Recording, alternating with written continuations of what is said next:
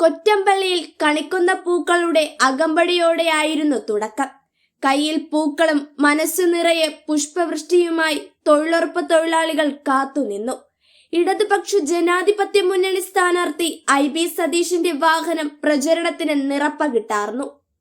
ഉദ്ഘാടനം ചെയ്യാൻ കാട്ടാക്കടയുടെ സ്വന്തം കവി മുരുകൻ കാട്ടാക്കട എത്തി.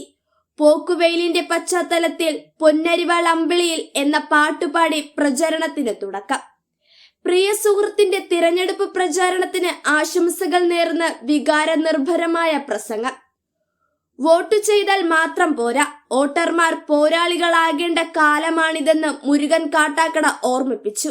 അടുത്ത തലമുറയ്ക്ക് വേണ്ടി ഈ നാട് ഇനിയും ഉണ്ടാകണം. 10 വർഷം കൊണ്ട് ഉണ്ടാക്കിയ ആരോഗ്യമുണ്ട്, ഒരു ഊർജമുണ്ട്, അത് നിലനിർത്തണം.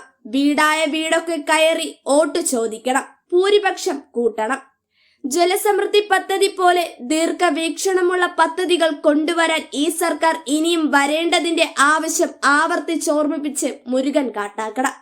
കുത്തിയിരുന്നു കഴിഞ്ഞാൽ നമുക്കൊരു കുഴപ്പമില്ല, നമ്മുടെ പ്രിയപ്പെട്ടവരല്ലേ, അദ്ദേഹം ജയിച്ചോളൂ എന്നൊന്നും വിചാരിച്ചു കളയുന്നത്. പ്രിയപ്പെട്ടവരെ, നമ്മൾ ഓരോ വോട്ടും ഇടുന്നത്, ഓരോ വോട്ടും ഇടിയിക്കുന്നത് നമ്മുടെ മക്കളെ കുറിച്ചുള്ള കരുതലിന് വേണ്ടിയാണ് എന്ന തിരിച്ചറിവുണ്ടാകണം. ഞാൻ വളരെ ചെറിയൊരു സാമ്പത്തിക ശാസ്ത്രം പറയാം. ഇന്ത്യ ഒരു വലിയ ജനാധിപത്യ സ്വാതന്ത്ര്യമുള്ള രാജ്യമാണ്. ചൈന ഒരു ഏകാധിപത്യ രാജ്യമാണ്.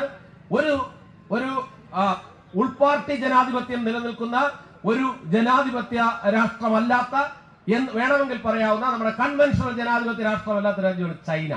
പക്ഷെ ചൈനയിൽ ലോകത്തിലെ എല്ലാ മുതലാളി കോർപ്പറേറ്റുകളും മുതൽ മുടക്കാൻ തയ്യാറാണ്. എന്നാൽ സ്വാതന്ത്ര്യം നന്നായുള്ള ഇന്ത്യയിൽ, ജനാധിപത്യം നിലനിൽക്കുന്ന ഇന്ത്യയിൽ ഈ ബഹുരാഷ്ട്ര കമ്പനികൾ മുതൽ മുടക്കാൻ തയ്യാറല്ല. എന്താ കുഴപ്പം? വലിയ സാമ്പത്തിക ശാസ്ത്രമൊന്നുമില്ല. എന്തുകൊണ്ടാണ് അത്?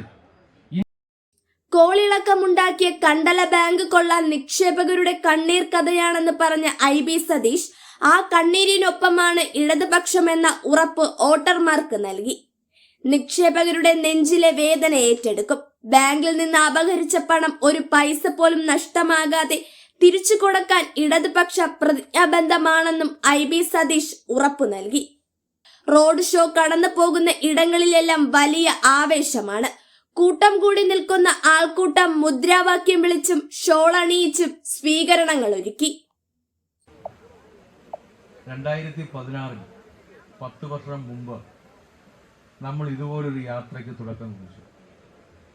ഞാൻ ഓർക്കുന്നത് മഹാനായ ചലച്ചിത്രകാരൻ ലെനിൻ രാജേന്ദ്രനാണ് ആ യാത്രയ്ക്ക് തുടക്കം തന്നത്. ഇന്ന് മുരുകൻ സാർ പൊന്നാട അണിയിച്ചതുപോലെ അന്ന് ശ്രീ ലെനിൻ രാജേന്ദ്രൻ, ഇന്ന് നമ്മോടൊപ്പം ഇല്ലാത്ത ലെനിൻ രാജേന്ദ്രൻ കഴുത്തിലേക്ക് ഒരു ചുവന്ന റിബൺ ഇട്ടിട്ടാണ് നമ്മൾ അന്ന് യാത്ര തുടങ്ങി.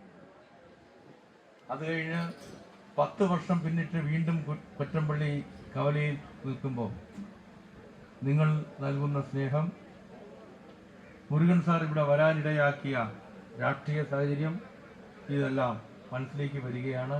പക്ഷേ